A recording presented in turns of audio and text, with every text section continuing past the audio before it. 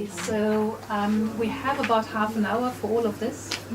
I'd like you to first read your story by yourself, then work on the story, like make a story skeleton for yourself, or just insert at the side where this off by hand. Kind of thing. kind.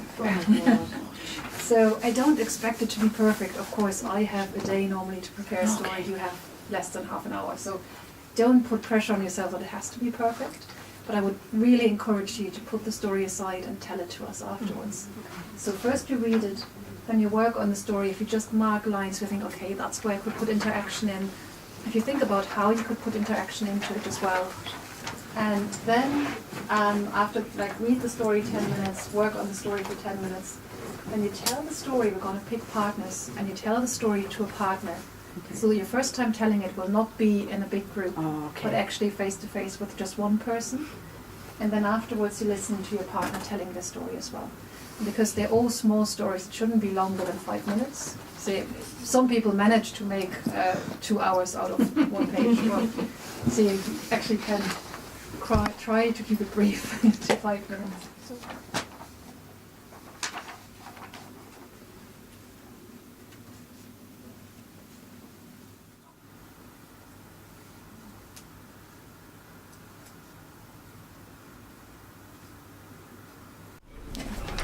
Okay, so for the feedback, I believe in encouraging feedback, but I also believe in honest feedback. And I know that giving feedback is an art in itself, and we can have a whole workshop on just how to give feedback without crushing people. But what I like to do is it's a bit of a guided feedback. So there's 2 questions I'd like you to keep in mind when you hear the story. Is what did I like of the telling, if it was the voice modulation, the using of the gestures or whatever, so just keep an eye out for that. And the second one is, what would I like more of?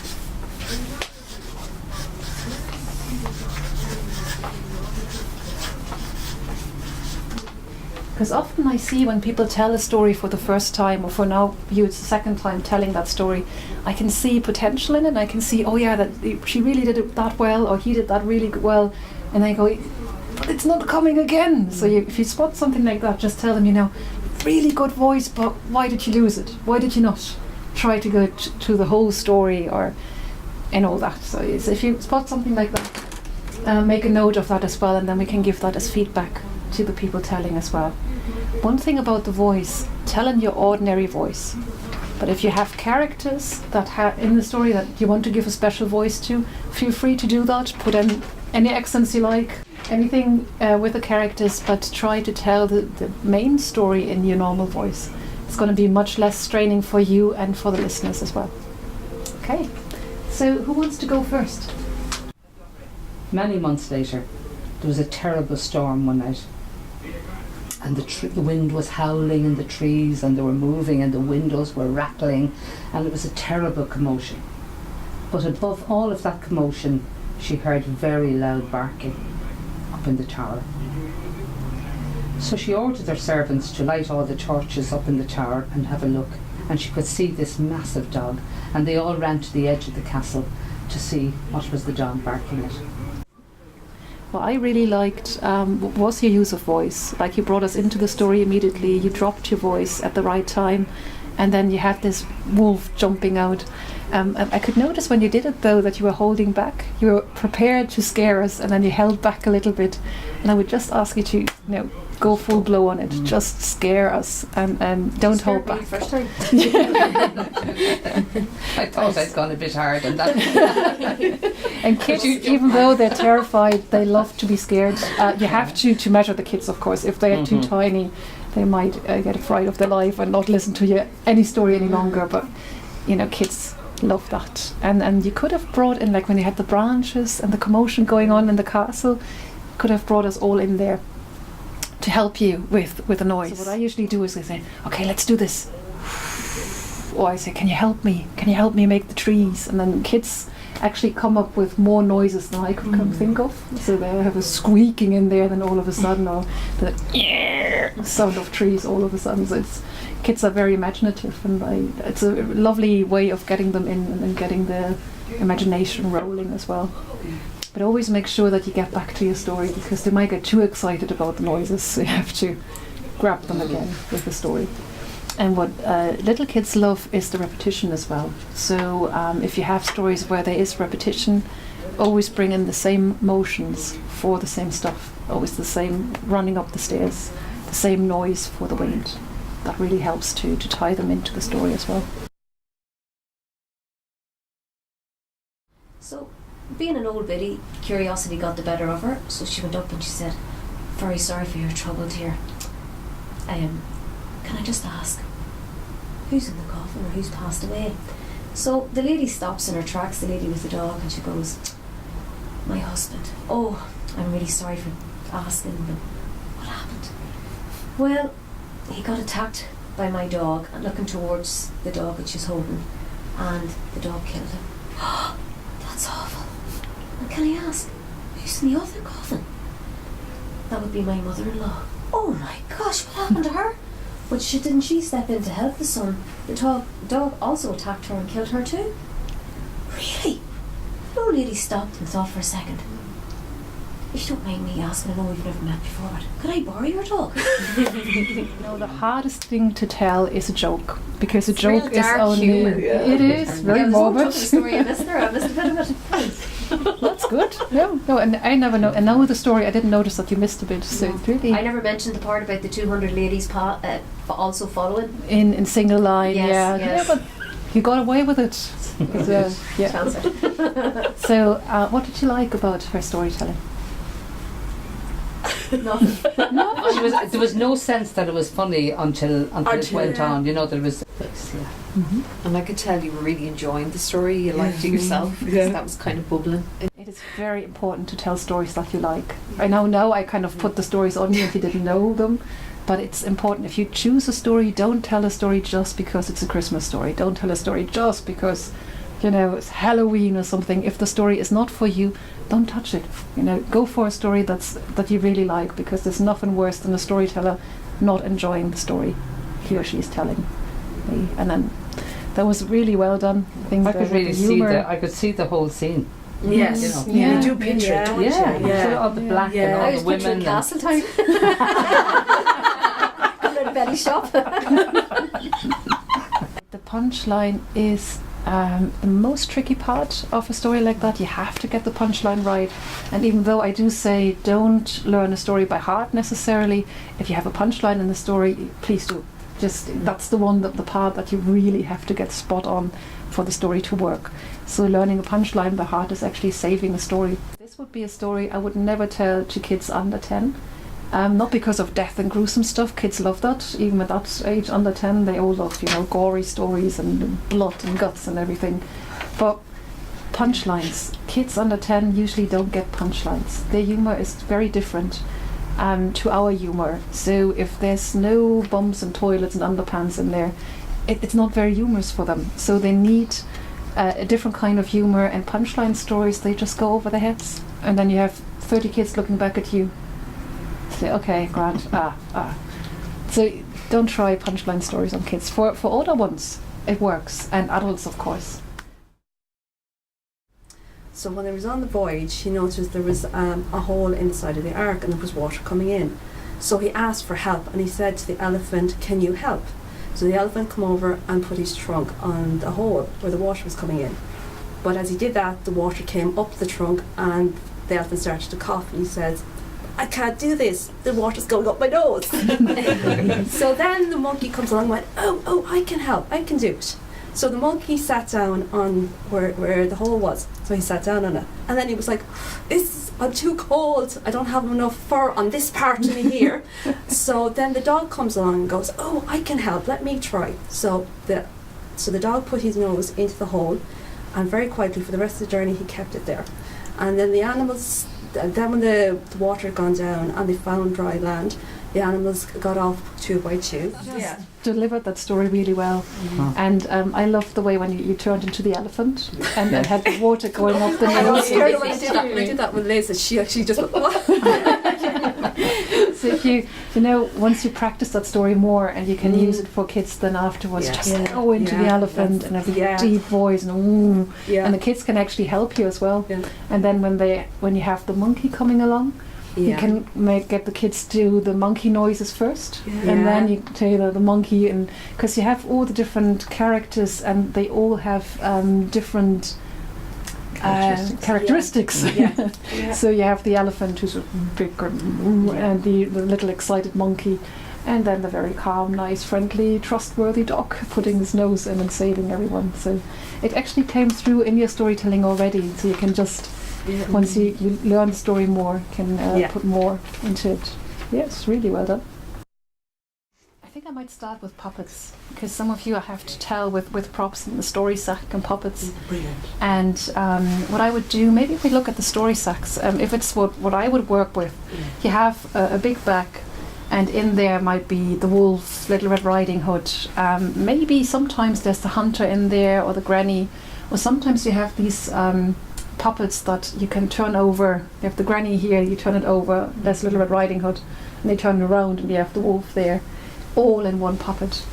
Now the thing is, if you tell your story and you read it in a book out to the kids, and you have the puppet and then the props on the floor, it gets a big chaos. So that's where the telling comes in handy, if you have both your hands free for the puppets. But still, in a story you might have more than one character or two characters, unless you don't have three arms. You could either tell with more people and that they move the puppets for you. That makes it easy if you have more. If you're on your own, I would recommend building up a little scene. So if you have somewhere where you can prop up the characters that are not acting at the moment. So if you have maybe on the ground a little shoebox, that's the house of the granny. And if the granny is not talking, you put her into the house, let her look out. If you have very young kids, they might crawl up, take the granny out, throw it about, just collect her again, put her in. And don't get angry at the kids about that, because that's just what they do. That's, if you tell it to very young kids, you have to deal with interruptions, with them toddling away, that's all part of it. But they do enjoy puppets hugely. And actually, if you could have a story where kids can get engaged with maybe instruments, so you give them little rattles, and you tell a story and tell them, and now rattle, that's the wind or something. That keeps them busy, and you can move the puppets around without them grabbing the puppets off you. So what you need for that is very sturdy puppets. So if you have any frail little things, they just get sucked and ripped up, and it doesn't really work. Another thing that I love to do is sock puppets. They're really easy to make. Kids love them, and you don't need much to make a sock puppet really expressive. And I have a little story for you, which is the story I talked about with the two words. And when I tell them usually to crashes, when I go into crashes, this is one of the stories I tell. And you would be surprised how often they don't get the second word, just the first one. So this is Jojo. And this is Lulu. And they're going to help me with a story with two words.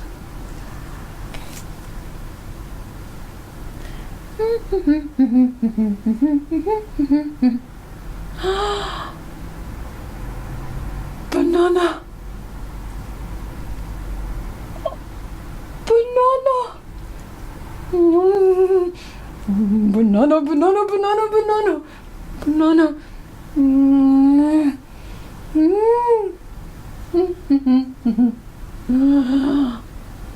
Banana. Banana. Banana.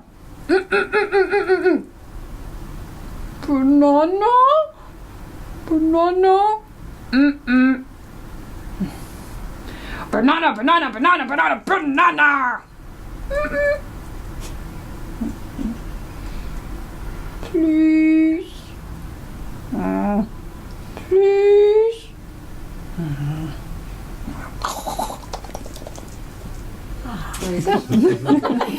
Kids love it. Yeah. Like they really fall over laughing when I tell that story.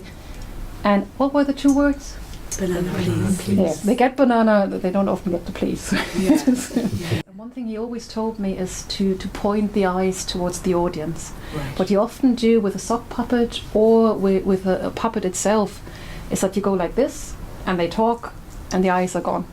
And even though the mouth is very impressive as well, what the kids really want to see is the eyes. So you go and talk like that. It's just pointing it towards the audience. And then you get all of the emotion, like you have it on your own face as well, and actually you're not supposed to have that as a puppeteer. I have to practice that to keep my face blank. But they can do a lot just by, going like that or... So, and then you give them your voice, and that expresses a lot of emotion already. And these ones, I do use super glue on them because kids go and pull at them, so you have to be careful with that. Because I'm from Germany, we often travel to Germany and we have these really lovely, beautiful puppets. It's called the Living Puppet Company. Oh, it's lovely.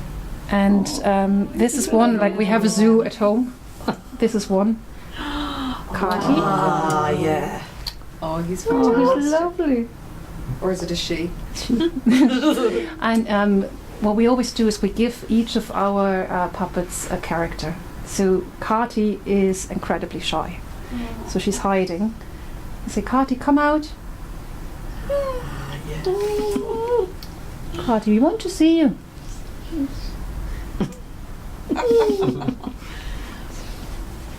And she also, once she comes out and talks to the kids, she tells them what she wants to be. What do you want to be? A unicorn! And the kids correct her then, say, no, you can't be a unicorn. A dragon! Oh no, you can't. And in the end, she's going to be a dragon, unicorn, butterfly, or something like that. The important thing is that you cover up your arms. Like if you have her like that, They're going to they know know, straight but you away, put yeah. her like that, and then you use the tail as well. Even if she's not moving much, always a little bit of movement to keep her alive and show her around. And kids, actually young kids, love her very much as well. She's so colourful and gentle. Some of the big hand puppets scare children, so you have to be careful with that. I think when we get her out, kids always want to touch her as well. So one thing, if you have kids a little bit scared of her, you can say, okay, does anyone want to pet her? Yeah. And then they come up and they can stroke her a little bit. And sometimes with older kids, I let them hold her as well. But you have to kind of gauge your audience. If they throw her about, and then she loses hair quickly as well. So you have to be careful with that. That's my story stones. So I tell the kids that when I learn a story, I need something to remember the story by. So I have the box, and there is my treasure. And the kids go up and they pick a stone, and I tell them, okay, that's the story stone for Mama Misera. So they would get, it's like a memory, a help that I say, I pick the stone, I learn the story, and I hold the stone in my hand while I tell the story to myself 7 times. I practice and practice, and I look at the stone, and every time I pick up the stone again, the story is back. That's cool. So that you can use that actually with the puppets as well. That the puppet gets the story stone, and the puppet kind of chews the story stone, and you take it out again, and then you have your story, and the puppet can tell you what to do. Now Finny usually loves to eat the story stones, doesn't want to give it back, so you can make a lot of interaction with that. You have to be careful to get your story stones back though, because kids love the story stones, and they used to be much more. They kind of disappear on you. It's from Japan. It's what Japanese storytellers used to use when they went out storytelling. They would have this at the back of their bicycles, and they cycle onto the marketplace, and then have like the pipe of Hamlin, and a row of kids following them to listen to the stories. And they usually hand out sweets and show their stories with this.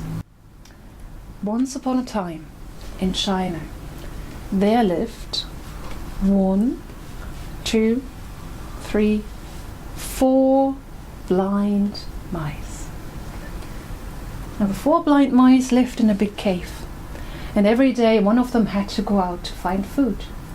Now normally mice can see the food, but these were blind mice. How did they find the food? Their nose. Smell. Smell, yeah, they have a very good sense of smell. So This one day, this big adventure happened. One of them went out. Which one was it? The yellow. And the kids usually go, yellow! Green! And then they're delighted when they were right. It was the yellow one. And the yellow one went out, sniffed about, but didn't get far. Because as soon as she came out of the cave, she bumped her nose against this. What's that? Tree. A tree. That's what she thought as well. And she went, oh, a tree. There never was a tree before. I lived here all my life and trees don't grow overnight. And now it's here. Oh, I know what's happening. Trees are falling from the sky. So she ran back into the cave and she told the others, trees are falling from the sky. And the others turned to her and went, trees are falling from the sky. Did they believe her? No, they didn't. So the next one went out. Which one was that? The green one. It was. The little Orange It was the orange one. I want the green one. It's nearly green. And the orange one went out, sniffed about, couldn't find the trees. Trees are falling from the sky. But then she found big boulders, big rocks. She went, oh, rocks! There never were rocks before. Rocks are falling from the sky and they're going to squash us. We're going to be as flat as pancakes. So she went back into the cave and she told the others, rocks are falling from the sky. And the others turned to her, rocks are falling from the sky. You can actually join into this bit. Yeah, right. Just the saying. So, did they believe her? No. They didn't. And the next one went out. Which one was that? Green. Green. Red.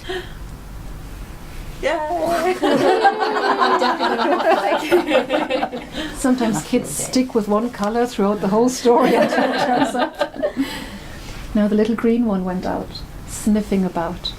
And his paw all of a sudden was right up in the air. And he went, oh my God, it's a cliff. And we can't see the cliff. We're going to fall down, going to break our nose, going to break our tail, going to break our whiskers. We can't go out any longer. He ran back into the cave and he called, cliffs are falling from the sky. And the others turned to him. And what did they do? Really? Cliffs are falling from the sky. Did they believe him? No. No, they didn't. So the last one went out, who was actually the most bravest of them. And do you know who that was? Red one. Red one. And the red one went out, sniffing about, and as soon as he was out, he was picked up and turned upside down. And he said, oh my God, it's a snake! A big fat snake! And he wriggled and wriggled and wriggled until he fell down and he ran back into the caves and, snakes are falling from the sky! No, the others did not laugh at that because mice are terrified of snakes. But was it a snake? No. It was an elephant. Am I the only one that didn't get that? No. So You're what not. part of the elephant was the snake? The trunk. The trunk, yeah. And what part was the cliff? Back. It's his back. Oh. Yeah. And then remember, I didn't get that. No, you Ah, didn't get that rocks. one. No, That's the head. that's the head and the ears. Yeah. I Yeah. actually was thinking it Oh, was it a mice. I think a large Yeah. one. It's a big nose, yeah. Yeah. And It's foot. that's the leg. Yeah. Now I get it. Now I get it. It was only the trunk I got. Yeah, that's the part where all the kids go, it's an elephant! So you just tell over that. And the elephant. Now, it was only an elephant scaring those mice, but do you know what elephants are afraid of? Mice. So when that poor elephant saw 1, 2, 3, 4 mice coming out of the cave, he went, He went, I'm out of here! And off he was, never to come back. And that's the story. Look at your stepping stones and you say, what kind of picture do I put down there? And one picture for each stepping stone is enough. And it's actually enough, like I'm not very arty or anything, like my drawings are not nothing to look at really. But I could still make this because I went to the internet and found the shape of little mice, cut that out and used it for this. and it doesn't have to have much on it. So you just have something like this is enough to show it. Another thing, if you tell it, small circle, it works well with that. Yeah. If you have about 60 kids, telling to them with a chemistry bike gets tricky. They You all want need to see the pictures. They all want to, yeah. So what I do is I usually move slowly around, and I tell them beforehand, you're going to see the picture, I'm going to move slowly from one to the other to show you the pictures. And if you don't see it in the start, you're going to see it in a second, because otherwise they'll go, I can't see. So yeah, of course you can't see. So you're going to see in a second, and that's how you show the pictures. Okay, so that's the Kamishibai. Do you have any questions about this or anything else, actually, because we're coming to the end of the workshop? Big silence. Everybody's It was absolutely brilliant. Yes, I it was really great. found it brilliant. Thanks so much.